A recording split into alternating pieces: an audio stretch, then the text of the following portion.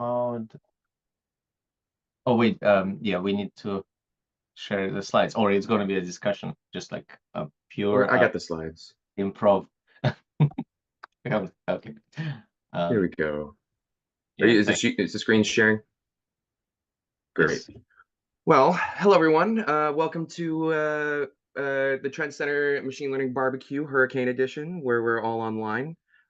Today, I wanted to go over more methods and applications of work that I've been doing with the Keilholz Mind Lab over the last several years, and give motivation on sort of what these methods are, a little history on sort of how they were used, and sort of what advancements we've been going forward with. Today's a very loose presentation, so feel free to unmute me. I got way too many images from way too many papers, so hopefully it'll be sort of a nice discussion, or if you do have any questions, please let me know. I got my COVID booster shot 2 days ago, so I'm still a little under the weather, so if I'm a little scatterbrained, I apologize, but hopefully that'll help. During the presentation today, I hope to go over some motivation, algorithmic details, since we are very much a CS-oriented group, so knowing a little bit more of the details is fun, but give you applications of QPPs and some complex principal component analysis and a little bit of discussion. Let's talk about some motivation. So as we know, with a lot of fMRI data, we end up getting matrices that end up looking like this, where we have some sort of atlas or neurological structure that we are mapping to over a time. And so we typically see a lot of this where even just visually inspecting, we can see some regions go off and on, and maybe there's some kind of correlation or pattern of networks that are corresponding together. We can take this further by looking sort of at the sliding window correlation and phase synchrony, both of which are older methods to try to make sense of what is potentially happening, both in a spatial orientation or a time orientation. And so one thing that I really like doing this visualization here is, especially with the sliding window correlation, we start to see some patterns emerging, or similar structures just empirically and visually. Same thing with the phase synchrony, which is just the phase at every time point correlated to the matrix. These are more static analysis of the time series matrix, but we can start to see patterns go through it, which offers some motivation to try to find, is there a pattern, underlying pattern or structure to this data that we see with the time series. And so what we end up finding is this QPP algorithm was developed to start to look for this iterative template, or this iterative pattern. Back in 2011, Wakat Majed and Shella Keilholz ended up going through and in adding a little piece to the sliding window correlation. And so essentially, this is the visual representation of the QPP algorithm. I have 2 slides to go over more of the finer grained details, but what it is in a nutshell is that there's a template that is iteratively updated over the whole length of the scan or group of the scans, where they will find either a threshold of correlation between that scan piece, and then the template is then averaged and updated throughout the iterative process. This can be done using random seeds throughout the whole group scan, or every initialization point for the group scan as well. Going through as a template gets updated, there's certain criterion for thresholding for finding the exact matching of this template. Then they receive the final template. One thing that they were working on in 2011 to 2014 is looking at the optimal window length, and I will hopefully show a reason why that is important here in a second. But the window length is sort of a hard press definition as you try to find the template matching. It is very iterative. It has a complexity time that is linear. So if you have larger scan times, the processing time will be greater. One way that they hopefully found a way to increase the speed of the computation is to find random's initial segments and not have to go through the whole algorithm as they've compared over time. The fast or robust or the fast way of computing the algorithm using random segments has shown to be just as good as the full initialization of the robust QPP. But what they have ended up doing or what we have ended up doing over time is giving this both in human demonstrations and rodent demonstrations. And hopefully I can show you that that is true over time. Going back to the paper from 2011, understanding that these templates can be very long, they can be very short. These were the initial findings from both rodent and humans. One thing of a question is how long are these waves actually? And they differ by species. One thing that they were finding with rats is that they have a much faster propagation of waves. And what they find is that they typically are around 18 seconds in fidelity, where they have these corresponding waveforms, whereas in humans, it's around 20 to 30 seconds, depending, where they have the most optimal correspondence. As you can see, as you increase the length of your window, they will still continue to be corresponding to each other. However, what is very interesting about the waves is that we see this anti-correlation between the default mode network and task positive networks. And this is very important, as this is a known psychological or physiological and psychological finding from previous studies where these relationships are well known and are theorized to coordinate our brain states as we shift from potentially doing a task or potentially being idle. And so, as you can see, these waves propagate from region over time. And this was a great finding by Wakaz. Further, in 2014, Garth Thompson, who was a postdoc in Keilholz Lab, ended up doing local field infraslow local field potentials corresponding to the bold signal in rodents, where they were able to get a local field potential reading in coordination with the bold signal, where they were able to find these infraslow wave patterns throughout the brain in the rats. So demonstrating not only that these occur in bold signal, but they also occur with local field potentials throughout the whole brain, indicating that there might be some coordination for the whole brain with these ultra slow signals. As the lab sort of progressed and new students started to come, Ansar Abbas ended up using this same type of model, looking at the difference between resting state and task, trying to understand if these signals of anti-correlation differed between task and resting state, where they did find that task did have some implications of the specific regions that were active, mostly visual and somatomotor. But many of these, basically, this paper concluded that there is major differences between task and rest, and various tasks might have different effects depending on what the task might be.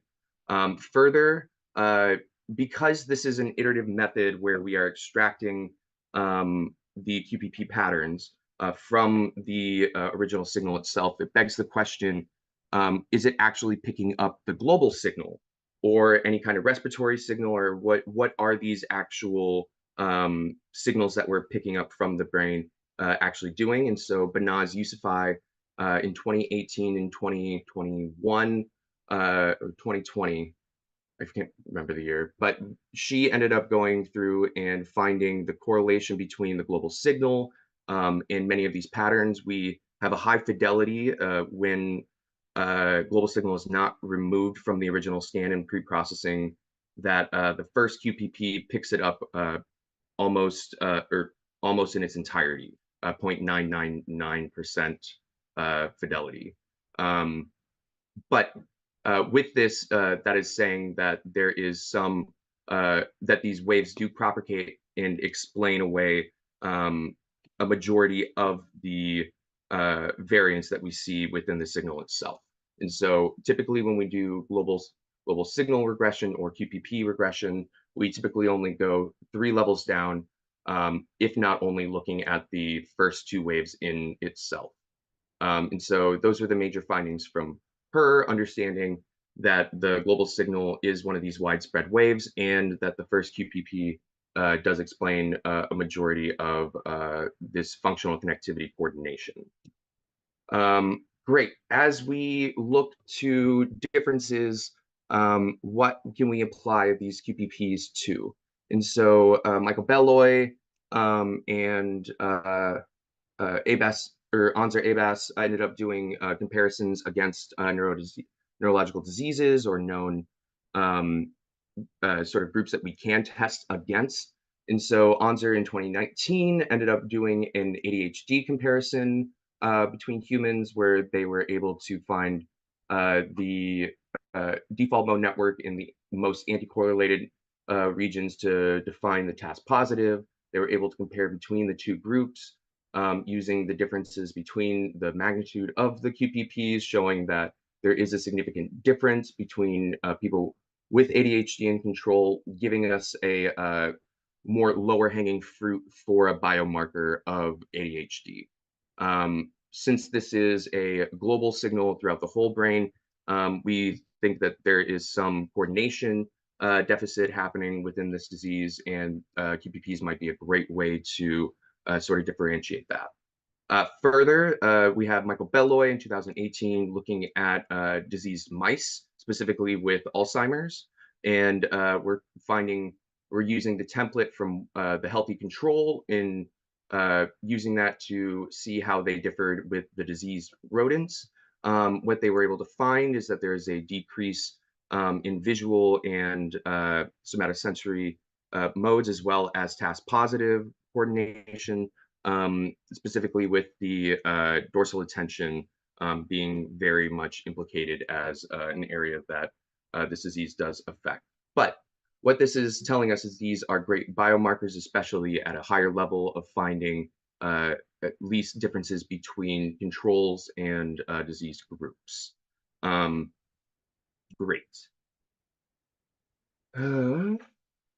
Okay, great. And even further, more newer work by Nan Zhu and Harry Waters, looking at sort of what happens at different areas of both task and rest. And so Nan came up with a nice little metric where we're looking at the phase shift between these waveforms, as we know that there might be a nice onset and a decrease as these waves do propagate, finding the initial starting point, either if it's going on or off, was part of this new algorithmic coordination, or this new algorithmic detail that Nan included with the QPP detection. But the way that they were able to look and compare against task versus rest is to look at the phase shift and look at the individuals versus group. This was a visual task that they were doing, and looking at the difference between sequential videos or a randomized shuffle of visual items as well. And what they were finding is there are stark differences between tasks, and you can measure that with the phase shift of the QPP between rest and task. And so this gives us a nice, a new metric to look at as we compare the way that the the way that the subjects were actually using or actually being tested. To make this even further, this new work is still in preprint, but this is what Harry's been working on extensively over the last year, is to look at more of an axis of attention. And so there are, I believe, 8 or 9 different data sets with different task data here, ranging from external attention to internal attention. There's a visual task, congruence, rest, meditation, mediation, and twilight zone visual, like a visual movie. And so what we can look at then is to look at the QPPs in relation to all networks and not just the task positive, but also dorsal attention, ventral attention, frontal parietal, visual, in the somatomotor. And we can look at how these tasks differ more so in terms of an axis with a lot more data driven. I have a Yeah, silly question, TJ. What silly answer. episode of Twilight Zone did they show? Do you know? You know, that is a good question. I don't think Harry's on right now, but no, he didn't make it on. I believe they're using the Chucky episode, the one that Chucky's based off of. Oh, I don't think I Um, remember that one offhand.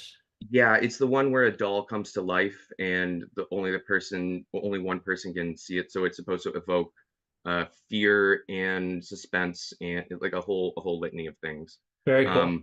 Yeah, so Harry's been going through, he has way too much data.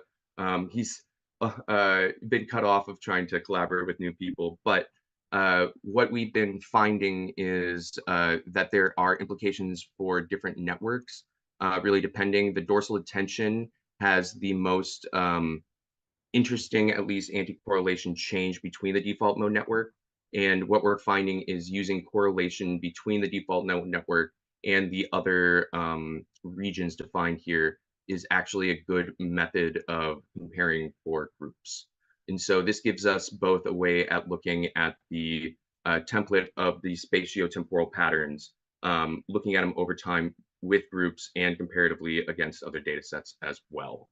And so this is not everything that QPPs has been doing recently. Lauren Daly, who's another member of the lab, I didn't have time to put her research in here, but she's also looking at an axis of arousal, where they're defining more internal stimulus, external stimulus, looking at different disease states for narcolepsy and different diseases as that such, but looking at deprecation of attention due to neurological effects rather than task is another method that our lab is going into at this point. Those results are coming out briefly. Lauren just gave a really nice proposal talk about a month ago, and so hopefully that research comes out sooner than later. But this does give some implications and ask questions of, well, if we're doing this as a sliding window correlation, this is very iterative. We have sort of these templates with hard defined defined cutoffs for thresholds. Why don't we try more of a data-driven approach rather than doing this more iterative update? And so Taylor Bolt, who was a postdoc with Shella, now works with Thomas Yo and a couple other wonderful researchers. He came up with a method several years ago looking at the complex component or complex principal component analysis, where they basically assume that there is a complex component attached with the fMRI, looking specifically to separate the data into its principal components to be able to discern between some of these potentially global signals or global artifacts that might be propagating. And so what they end up doing is, instead of just going directly on the data, they take a Hilbert transform on the real value bold data.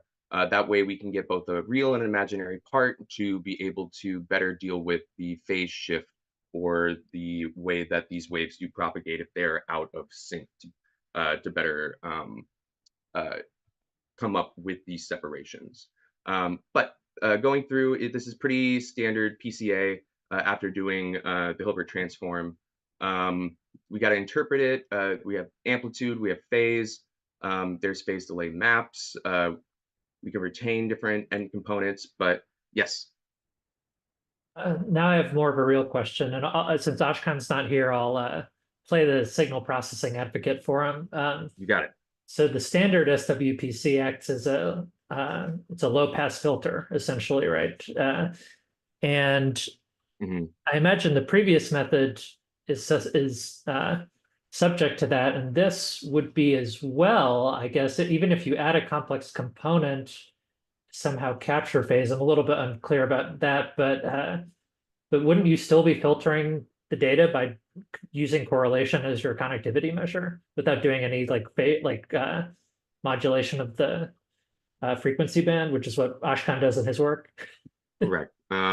So with QPPs specifically, we have already bandpass filtered the data.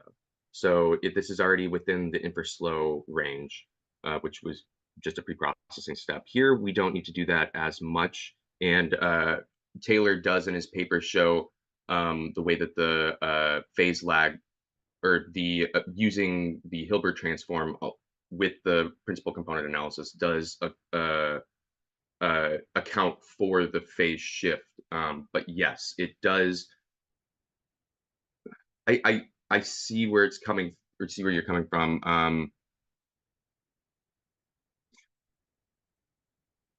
It Yeah, I wish is a Ashkan low. was here because he knows more, of the details, and his paper is really, he has a couple papers talking about how, Pearson correlation works as a filter. Even if you pre-process filter your data, it's still going to filter your data again, right? It's going to filter that bandpass signal. But filtering it for, I guess in terms of it's filtering it, how so? It essentially, if I recall correctly, acts as a low pass filter. So there's like, for the standard DFNC stuff that we do, it's an issue because we also bandpass.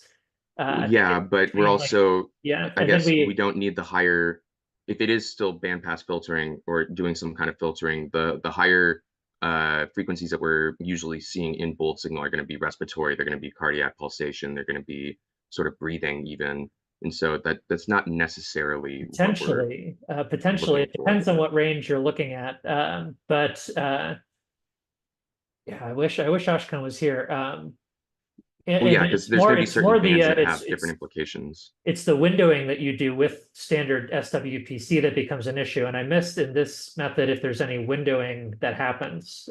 No, so with this one, it is agnostic to window. And specifically, it is looking for the maximum correlation. Yes, I believe it is still using the correlation value, the Pearson correlation value. So I can look into that. That's a good question. Yeah, just the details of the method, I'd wonder if it has that same problem, but maybe how Pearson correlation is applied here is quite different. And I just no, you are correct. Let me, after this presentation, Brad, I'll go back and look. The Taylor's paper ends up citing really Facebook's method of the way to do singular value decomposition through this, and it doesn't have like the exact details of the method, but I'll go through it and follow up with that. Yeah, cool. Thanks. Yeah. But lo and behold, what this ends up doing, especially with non-global signal regress data, is the components do end up corresponding to to quasi-periodic patterns almost identically. What they were able to find is that when you do not use global signal regression, this method will pick it up almost in its entirety, whereas the second component will correspond to the first QPP previously shown with the other methods. Taylor then went through and ran a bunch of different types of organization of brain dynamics mapping. So looking at different caps, looking at hidden Markov models, looking at HGM for different caps, but the correlation of what they're showing is the reason why he's showing this is that the principal component analysis do end up they still explain a majority of the variance within the signal. Looking even at the lag projection of the maps, the different ways of looking at the different phases, they're finding that the components of the quasi-periodic patterns and the principal components do end up matching up and has these similar fidelities. Sorry to interrupt again, but can we just go back to what the method is doing? Because I'm now confused. Is it doing excuse me, is it doing a Fourier transform and working in that complex space? Is that what we meant? Or is it, what I heard is you're adding a complex component, and that totally, I think, threw me off. But are you doing like a Fourier transform, then working in the dual space? And that's where you get all this phase information and lag information. That would make a lot more sense. Yes, sorry if I apologize for not being clear. Yeah, this is taking a Hilbert transform specifically. Oh, it's a Hilbert transform, right? Okay, I missed that step. Duh. I Okay. apologize. Yeah, so No, that's why this is not just PCA. This is the complex component happens with the Hilbert transform, so we can get the phase shift. Got it. Okay, and then you're doing a complex correlation matrix in the dual space. Okay, so the filtering is not going to be a problem in the same way as if you're getting correlation in the real in the time space, like we do with DF and C. Then it acts as a filter. So I think my question is answered by me better understanding what's going on here. Okay. Yeah, I apologize. That's on me then. I will clean that up as I explain. Oh no, that's me. I think my attention lapsed for a second there. No, it's all good. So really what this is doing, since it is splitting up the signal in the complex plane, we get this agnostic phase. This is a toy data set that Taylor was using to show that even with a delayed phase, they're able to still take the or understand all the variance between the signals and basically demonstrate that the components coming out do actually mean something and can split up the signal effectively. And so then applied to the Human Connectome project, they were able to demonstrate that there are really three major components to the cPCA, and then correlated it back to the QPPs and understanding how those work. So with this being said, we do not we don't need to define a window length now. This is more of a data-driven approach than an iterative approach. This is new work that I've been working on. This is just a nice little comparison to try to show. But QPPs on the left, cPCA on the right, trying to look at the different waveforms here. I apologize for the sparse graphs or the sparse labels. And this is just messy in general, but looking at the different QPPs, we still see great fidelity. These are polar plots that are, of course, correlation values for the default mode network and every other network. So just trying to look at different shape values. There are differences with algorithmic choices, or there's different implications between the algorithms. And then there's different ways we can look at it. Looking at different data sets as well, we still see great fidelity between the two. This is taken at the Cabby Center over at Trends, but it also begs the question, and something I've been working on, is how much data do you actually need to have some of these corresponding relationships between the default mode network and the other network. And so this is just some preliminary results from how long group scans need to be versus sort of the mean correlation between the default mode network and these other networks. Here I've also timed as well, since we're taking a Hilbert transform as well as PCA, it is in the cubic complexity or time complexity. And so we should see a slower start and then a longer rise, but I didn't even get there with scan lengths upwards of 20 hours. All this is implying is that cPCA does have a lot less variance between network correlations with the DMN as you increase, and it's a lot faster. But how am I doing on time? I know I've been kind of rambling for a minute, 35 minutes. Okay. But this is a majority of what I had for discussion. These are still very preliminary, but happy to chit chat about other aspects or applications. Really what I hope to see happen in the, as I finish up my PhD and all this research, hopefully I can apply this to more neuromark results and try to get a little more disease states using this method. But yeah, that is more loose what I had to present today. Thank you, TJ. I had a quick question. In the beginning, you mentioned like a paper by Thomas, right? Yes. Is it Thomas Lu? Garth Thomas. This was not yeah, it's Garth Thomas. This was 2014. I believe he works in Ooh, a lab at Shanghai or Chengdu. I can't remember which university is that over there now. Oh, okay, because it's interesting that you're talking about this global fMRI signal, and at Hmm. 1 Eastern time in 25 minutes at Brain Space Initiative, we have this talk by Thomas Lu from UCSD, Resting Hmm. State Global Brain Activity, Controversies, Hypothesis, and Discovery. So Yeah, I wonder if your talks are coordinated. we didn't coordinate it specifically, but yeah, Thomas is great. He I think he gave that similar talk at OHBM this last year. Um, but yeah, him and Taylor work very close together. Work that I am not showing here from their lab is talking about how the global signal and there's and different implications to respiratory, to um, uh, cardiac pulsation, and a variety of other things. Taylor has a really nice paper uh, categorizing and organizing what the pieces are of that signal as well, coming out of that lab. But yeah, this is about half of what the Keilholz Lab is doing. They're really what's being focused on right now is to do an awake animal model in the scanner, and that is very difficult to do, especially when you have exposed brain. But I know Wenju Pan has gotten very close, and they have the rodent on a treadmill able to be scanned right now, which is great.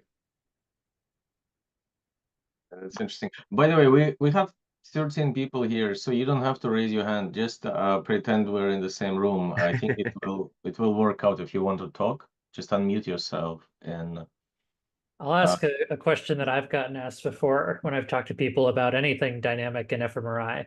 Do you think Mhm. any of the dynamics in fMRI are actually real or all just noise? No, they're Yeah. definitely real, Yeah. especially because so a piece that I also didn't show here is Lisa uh, Mayer.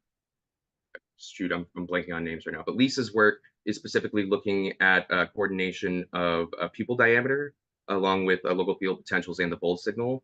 And we are finding that these waves do coordinate even some of that information. So we're finding it not only in humans, in rodents, we're finding it in local field potentials, we're finding it in uh, uh, dilation experiments with rodents. And so I do believe there is some coordination going on here. How we define that is going to depend on how more advanced we can make these methods and at least application of this data. So I really do think the work that Dan Zhu is working on, I'm working on, Harry Waters is working on, Lauren Daly's working on, we're all finding different aspects to apply this to, and hopefully it's a lower hanging signal as we continue to go on. This is nowhere near clinical ready yet, as much as MRI is not ready for clinical differentiation yet, but understanding how these networks sort of get coordinated will help us as we increase TR and acquisition time and Yeah, as I our had a guy at yeah. OHBM just like talk to me for 5 minutes about how he thought dynamic analysis in fMRI was all pointless. And Well, so I I mean, there asked was that to even the everyone. keynote. Yeah, Yeah. there's the keynote lady that said task was the only thing we should be doing and rest is pointless. Exactly, exactly. But now that you mentioned, so I'm curious about, I mean, you mentioned clinical ready, and that made me think of, stuff with EEG that's happening. I think one of the Hmm. cool things that, some of these methods have as we, simultaneous EEG and fMRI becomes a bit more popular as a research method as well. Do you see any like pathway for doing like a joint cPCA in particular? Because there are a lot of complex base methods with EEG. I mean, I've worked on WPLI and stuff like that. Yep. You can, I think there's quite a cool way you could probably combine those two signals in an intelligent way using that, the cPCA method in particular. Yeah, so there is one also research I didn't put here, I apologize, but Zhaodi Zhang, who graduated 2021, he ended up having a paper where he mapped EEG recordings and a bold signal through a variational autoencoder, and the latent space actually was the QPP patterns. And so understanding the link between the two might actually give us a better encoding between. He did specify the window length, which might have uh, given some bias there, but there is further research that we can do about that to see if there is a more of a latent space. using some of these nonlinear neural net methods. So But I have a question. yeah, answer. Sorry, I thought that was a please. spot. You mentioned that this were the animal model that they chose to do was were mice specifically. How transferable is that to human beings? And then why not chimpanzees? Just curious. And then yeah, no, really great questions. Rodents are difficult to deal with, especially because a lot of times when you have to put them in the scanner, you have to sedate them. And so dexmedetomidine or isoflurane, or even a combination of the two, our lab has tried to demonstrate over the years of what is actually comparable to humans, as we need to have these animal models to be able to transfer to humans. And so one thing that our lab has shown is that a mix of isoflurane and dexmedetomidine, there's a happy balance between the two to have a very similar resting state that doesn't take away from functional connectivity. The reason that we do rats instead of mice is the brain is just that much bigger, so we can actually see some of these differences. Like here, we probably have, I think, 40 by 30 pixels across. With mice, you're going to get less, or even less signal to noise. Chimpanzees are now we're not ethically able to use chimpanzees. Specifically, I think 2 years ago, there was a new law passed that all chimpanzee research existing has to conclude, and then no more research will be handled, just because there's ethical concerns on them being locked up in such small habitats. And so PETA did that. I recommend the Crazy Chimp documentary that just came out by the Tiger King people. That'll put some light on like how terrible some of those cages are. However, we can use owl monkeys now and macaques. They have, I think, a third smaller brain size than chimpanzees, but we can potentially use that. We have not applied this to, or actually we have. Gosh, I think Garth also did a monkey study as well. We were able to do that and did find QPP patterns within the non-human primate data as well. But I'd have to go dig that paper up. But Jordan, long answer to a couple of questions, but does that sort of help? That does. Yes, I think I remember that law. I'm still kind of bummed about the octopus, but thanks. Yeah, no worries. Just wanted to add here something. I saw a study that they had done on dogs, and they trained them to stay still in the fMRI machine, and that's cool. They were able. It wasn't actually a paper. It was part of a that shows 60 minutes, something like that, with just a clip. So I mean, I didn't go into the technical stuff of it, but I did see that they have been doing that on dogs at least. Just wanted to add here. So right now, Shella just got approved for like an exploratory grant where a master's student is going to look at the difference of Alzheimer's between human and rodents with these spatiotemporal patterns. And so I'm helping coordinate with that. So I think that's the not one of the first applications of cross-human or cross-species analysis, but at least within our lab. But hopefully, as we collect more data and get more collaborations, we'll be able to look at that. But yeah, it's always difficult to find exactly what we're looking for here when data is so kept under lock and key. It's a great question. Am I missing anything in the chat? Let's see. Oh, no, I was just adding a note. So I think Sajid mentioned about the dogs being scanned, and I was trying to add on that factor that professor is at Emory, Gregory Lawrence. Yeah. Yeah, and I had mentioned earlier during the QPP stuff that one probably does suffer from the filtering stuff that Ashkan's looked into. Because if it does SWPC, I mean, it might not be a problem for your analysis, but it does, Schweidemann-Pearson correlation does filter your data, is the long and short of it. So you need to be aware of how it does that, And it's really dependent on the window size. Okay, that would help. Yeah, you might want to look at Ashkan's papers. I can send them to you because he has like quite a cool method for sort of modulating frequencies outside of the band that is affected by that filtering.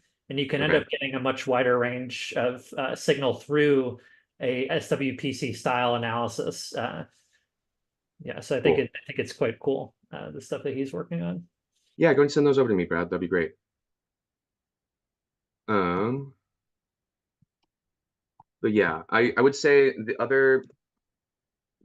other applications to this. I know I'm blanking on the name. There was someone in the Trend Center group who worked on a thing called statelets, which is very similar to trying to figure That out was some of these. Muna's That work. was Muna? Okay. Yeah, Muna based on stuff from Yosef, who I worked with yeah, back in the day. Yeah. So that's a very similar method looking at some autoencoder latency. I haven't had a chance to run a similar analysis to this, but that is also trying to at least map out the spatiotemporal patterns within the data itself. Yeah, Vince Yeah. has actually come across or come up with, I guess Vince and Armin are working on a method that's very similar to this template-based QPP stuff. And I wonder if they're aware of this. Yeah, Armin's aware. Okay, and yeah, they him probably and I have been working on some stuff as well. Yeah, so they're doing now a template-based DFNC essentially via spatially constrained ICA, and it ends up acting very similar to that QPP method in terms of deriving a template from some kind of SWPC-based method and then using it and apply it. It's fully data-driven because you derive the template from a huge data set, but it's quite similar in spirit, I think.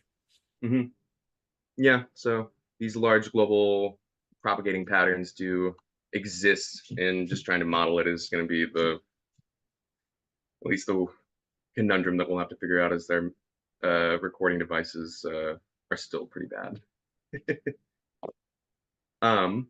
Yeah, any other questions here? I know there's a lot going on here, so I apologize if it feels like a hose, drinking from a hose. I have maybe I can ask just a sort of detailed question about rodents frequency, this quasi-periodic, slides 8. Sure. You said milliseconds and 20 seconds, like fMRI in humans, hemodynamic response falls off about 19, 20 seconds. But did you say, you mentioned some difference in frequencies of how often they go up and down for rodents with humans? Can you repeat that? Yeah, so rodents they found that a window length of around 18 seconds, somewhere between 12 and 18 seconds was the best used for the template. This has more work with Machi Anumba. She ended up using QPPs a lot more, and Nanju, but they both used QPPs within rodents and found that having a window length of 18 to 20 seconds is better than humans, where we get the full waveform at around 20 to 30 seconds, with the best guess of 24 for human connectome project. But yes, with the rodents, it is faster. The best template was faster.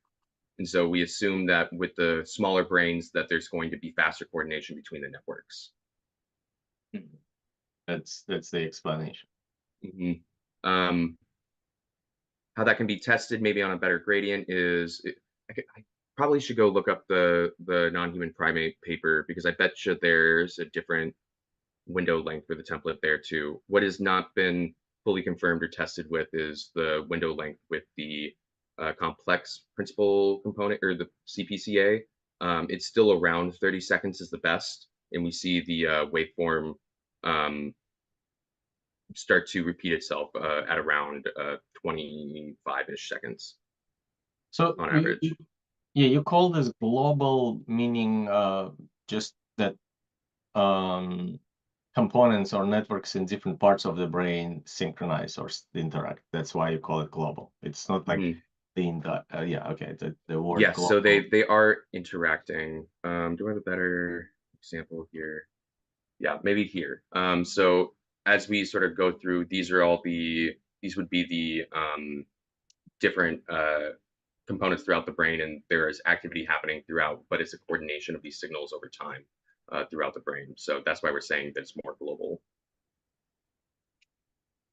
Like, well, we all studying this brain networks, effective connectivity, functional connectivity for a long time, right? And I wonder, is it the same, what you mean global, that different ROIs or different networks in the ICA case interact, or you mean something else? I'm just trying the semantics of like... Yeah, it is semantics. So really the global aspect here is that, yes, we're just talking about how the networks dynamically change over time. And so it's a coordination that we're seeing, or these waveforms are coordinating with each other that typically have these similar relationships of anti-correlation between the default mode and the task positive, or visual and somatomotor are usually coordinated and anti-correlated with the default mode network. And so these relationships are parsimonious throughout the brain over time. So they are like the motifs, right? The way they motifs, yes, we can call them motifs as well. Okay, so it is like what Muna, similar to what Muna was looking at, and yeah. And there was a paper by Olaf Sporns, I think, or their team as well. They're looking at changes in the interaction, not changes in the activity, right? Yeah, I think that was Faskowitz. They were looking at, I think, the weights between networks when they were constructing some of the graphs and sort of the motifs between those. Yeah. That's interesting. I'm trying to find that paper, complex brain networks graph. No, I'll find it later. Okay, yeah. So a lot of work and focused on that, and thanks for presenting a lot of there's an overview. Yeah, Brad, you were asking a lot of questions at this last slide. Did you get what's going on finally? Like I have a silly question, just why Hilbert transform, why not Fourier transform? Or like I just that you said we'll go to details of the algorithms. So I think there's a few things you could ask. There's like why not Fourier transform? There's like wavelet and like superlit based methods that could be really cool to do this with. It's because the Hilbert transform specifically makes the data orthogonal within the phase, or the case space, I should say. And so we're able to have this 90-degree separation between phases. And that's the reason I believe we chose Hilbert transform, or they chose Hilbert transform over something else, or just like a agnostic frequency based one. I think you could do that with wavelets as well. Yes. But Hilbert is simple. I get the part. It's like, why go to... Okay, I just didn't understand why Hilbert. Why, like I mean, they're related, obviously. It was for specifically, and I could maybe I can pull up the paper quickly. It was because it was applied already to climate data and something else. Shoot, I apologize. Where's the methods? Here we go. It was applied to atmospheric and climate science literature and engineering and physics literature as well. They call it a couple of different things, but this is essentially what they pulled it from. So it works with other things simply first. Yeah, but I think there's a lot of ways you could kind of get into this space and do it, but the Hilbert transform makes sense as like an easy way to do it.